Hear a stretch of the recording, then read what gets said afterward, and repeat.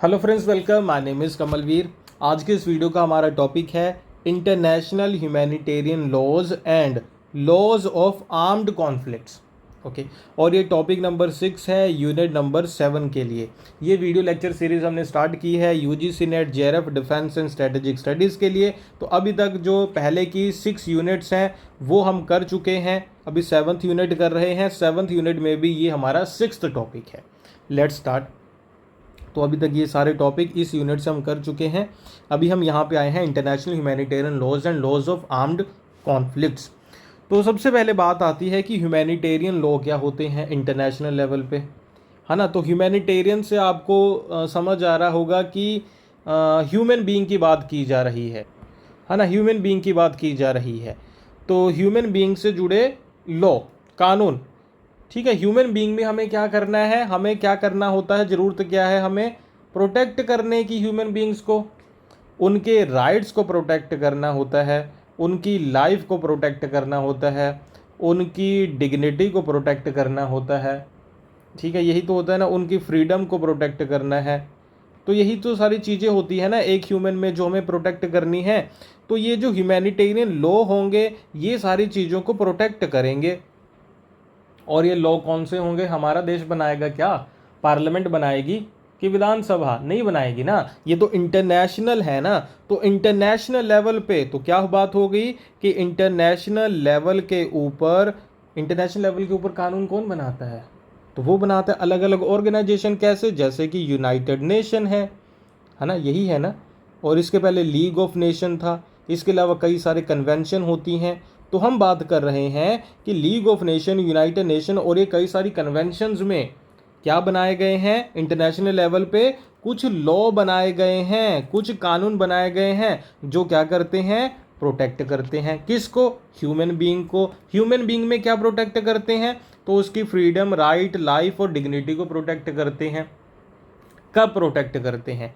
कब? जब कोई आर्म्ड कॉन्फ्लिक्ट हो या वॉर चल रही हो तभी तो करेंगे ना, कि नहीं? इसके अलावा भी कर सकते हैं। तो अभी यही हमें पढ़ना है अभी, कि नहीं? इसी चीज़ को तो पढ़ना है ना। क्या ये लॉ हैं, कब बने थे, कब नहीं बने थे, यूएन ने बनाए, किसी कन्वेंशन से बने, या आईएमएफ ने बनाए, या वर्ल्ड बैंक ने बनाए, लीग ऑफ नेशन ने बनाए, किसने कानून बनाए? पहला क्वेश्चन ये हो गया, ठीक है, कि हु मेड द लॉज। फिर दूसरा क्वेश्चन हो गया व्हाट लॉज, कि वो लॉ क्या क्या है। दूसरा क्वेश्चन हो गया ना इसी टॉपिक में, कि नहीं? तीसरा होता है कि उसकी वैलिडिटी क्या है ना। क्या उसे सभी लोग मानते भी हैं कि नहीं मानते हैं। तो यही 2-3 कंसेप्ट अभी हमें पढ़ने हैं इस टॉपिक में। चलो, तो इंटरनेशनल ह्यूमैनिटेरियन लॉ तो कहा जा रहा है international humanitarian law and laws of armed conflict are set of rules. ये कुछ तरीके के रूल्स होते हैं। ओके, इसका पर्पस क्या है? Limit the effects of armed conflict for humanitarian reasons. यानी कि आदमी की खातिर, इंसान की खातिर, उसके राइट्स, उसकी डिग्निटी, उसकी फ्रीडम, उसकी लाइफ की खातिर, है ना, फॉर द सेक ऑफ, आप जो ये आर्म्ड कॉन्फ्लिक्ट है इसका इफ़ेक्ट कम से कम करो। ये रूल ये कहते हैं कि लोगों के ऊपर कम असर पड़े। सरकारों को लड़ना है तो दोनों देशों के मंत्री आपस में लड़ना शुरू कर दें, कि नहीं? चलो, they protect those who are not participating in hostilities. वो कहते, ये कानून उन लोगों को प्रोटेक्ट करने की बात करते हैं जो इस लड़ाई में शामिल नहीं है। देखो, 2 देशों में लड़ाई होती है, शामिल कौन होता है? दोनों देशों की फोर्सेस शामिल होती है ना। लेकिन जो सिविलियंस हैं, मेडिक्स हैं, एड वर्कर्स हैं, ये तो शामिल नहीं होते। आम लोग तो यानी कि शामिल नहीं होते ना। तो आम लोगों को प्रोटेक्ट करने की बात करते हैं ये कानून। अगली बात क्या है? तो IHL इंटरनेशनल ह्यूमैनिटेरियन लॉ, ये ब्रांच है इंटरनेशनल लॉ की, often refer to as the law of war, या फिर इसे लॉ ऑफ वॉर भी कहते हैं, लॉ ऑफ आर्म्ड कॉन्फ्लिक्ट भी कहते हैं, जो कि आर्म्ड कॉन्फ्लिक्ट के ड्यूरिंग अप्लाई होते हैं। कि 2 देशों में लड़ाइयाँ हो रही हैं, जैसे इज़राइल और आप कह लो पैलेस्टाइन में, इज़राइल और लेबनान में, रशिया और यूक्रेन में। तो वहाँ के लोगों का क्या, आप कह लीजिए कि गलती क्या है, उनकी गलती क्या है? तो उन लोगों के कुछ अधिकार है ना, देश लड़ रहे हैं तो लोगों के अधिकार हैं उन्हें प्रोटेक्ट करने की बात करते हैं ये कानून। ठीक है, ये कोशिश करते हैं कि लिमिट करें human suffering caused by war, लोगों का नुकसान कम से कम हो। अभी आते हैं इसकी पूरी की पूरी हिस्ट्री के ऊपर, कब से शुरू हुए ये एंशंट वॉरफेयर ट्रेडिशन। तो देयर वर इनफॉर्मल और religious rules of war in ancient times. ठीक है, तो मनुस्मृति, इसके अलावा आर्ट ऑफ वॉर में हमें देखने को मिले। तो ये क्या बात हो रही है, ये बात हो रही है कि उस टाइम पे कोई देखो रिटर्न वे में तो उस टाइम पे होता नहीं था ना कि वॉर के कुछ कानून हैं, लेकिन इनफॉर्मल वे में दोनों तरफ माना करती थी। महाभारत का युद्ध देख लो और युद्ध देख लो, ये बात होती थी ना कि सूरज अभी ढल गया तो अभी वॉर ख़त्म है ना, कल को फिर से बैटल फील्ड में आएंगे, फिर से लड़ाई करेंगे। तो क्या क्या रूल थे, पहली बात तो उस टाइम पे लड़ाई बैटल फील्ड में होती थी, आज कहाँ होती हैं। आज तो आपको पता है टेररिस्ट आ रहे हैं, आप कह लीजिए कि ट्रेन के स्टेशन के ऊपर, रेलवे स्टेशन के ऊपर, बस स्टेशन के ऊपर आम लोगों के ऊपर अटैक कर रहे हैं। पहले लड़ाइयाँ होती थी बैटल फील्ड में, पहले वॉर का टाइम होता था प्रॉपर कि सुबह इतने बजे शुरू होगी, शाम को इतने बजे ख़त्म होगी। बैटल फील्ड में दोनों तरफ आएंगी, एक दूसरे को हमला करेंगी। आम लोगों का बेचारों का नुकसान नहीं हुआ करता था, अभी तो होता है। अभी तो आपको पता है कि लड़ने के लिए डायरेक्टली वो घरों में आ रहे हैं लोग कि नहीं। तो पहले ऐसे इनफॉर्मल रूल थे, ठीक है, कि दूसरे का आपने सैनिक पकड़ा तो आप उसे वापस भेज दोगे। अभी तो टॉर्चर करते हैं कि नहीं। चलो ये तो पुरानी बातें हो गई। उसके बाद हुई द हेग कन्वेंशन, फिर हुई जेनेवा कन्वेंशंस, फिर है पोस्ट वर्ल्ड वॉर डेवलपमेंट्स।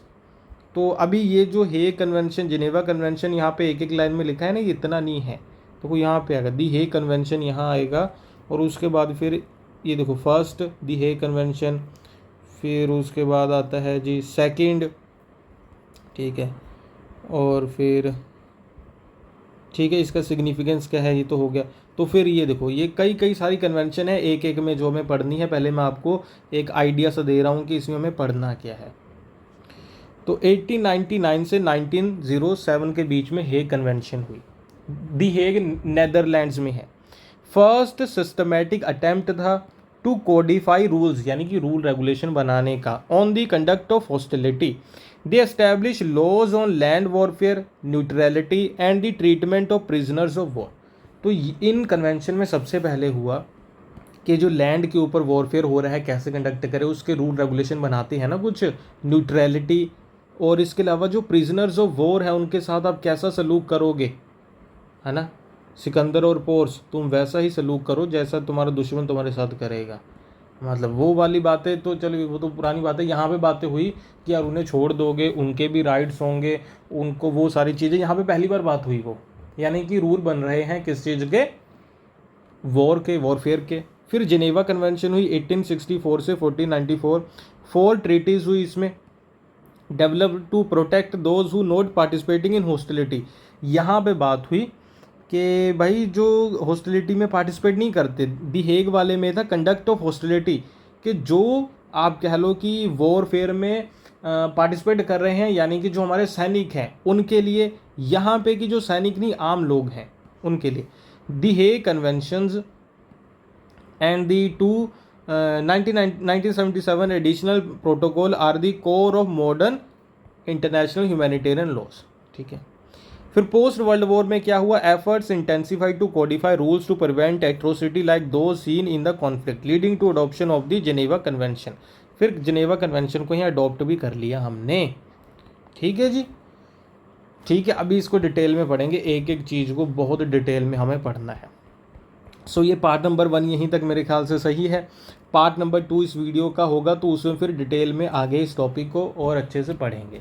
तो अगर आप लोग प्रिपेयर कर रहे हो UGC NET, JRF, defence and strategic studies के लिए, तो आप हमारा कंप्लीट कोर्स ज्वाइन कर सकते हैं, जिसमें क्या है, वीडियो लेक्चर्स हैं और नोट्स हैं ईच एंड एवरी टॉपिक के लिए। आप जाओ डायरेक्टली हमारी वेबसाइट के ऊपर amanpathshala.com, या फिर ऐप पे जाओ अमन पाठशाला। लिंक कहाँ पे है, लिंक वीडियो के डिस्क्रिप्शन और कमेंट बॉक्स में गिवन है। आप हमारी ऐप और वेबसाइट के ऊपर जाके हमारे कोर्सेज़ को ज्वाइन कर सकते हैं, लिंक भी गिवन है। इसके अलावा ये नंबर भी गिवन है, कोई भी डाउट हो, कुछ भी पूछना हो तो आप लोग डायरेक्टली मुझे पूछ सकते हो। इसके अलावा वीडियो अच्छी लगी है तो लाइक कर दो, चैनल पे नए हैं तो सब्सक्राइब कर देना, और डाउट है तो कमेंट कर दो या कहीं पे भी पूछ सकते हो। लेकिन कंप्लीट कोर्स आप ज्वाइन कर लेना ऐप या वेबसाइट के ऊपर जाके, अगर आप प्रिपेयर कर रहे हो UGC NET JRF defence and strategic studies के लिए। Bye bye.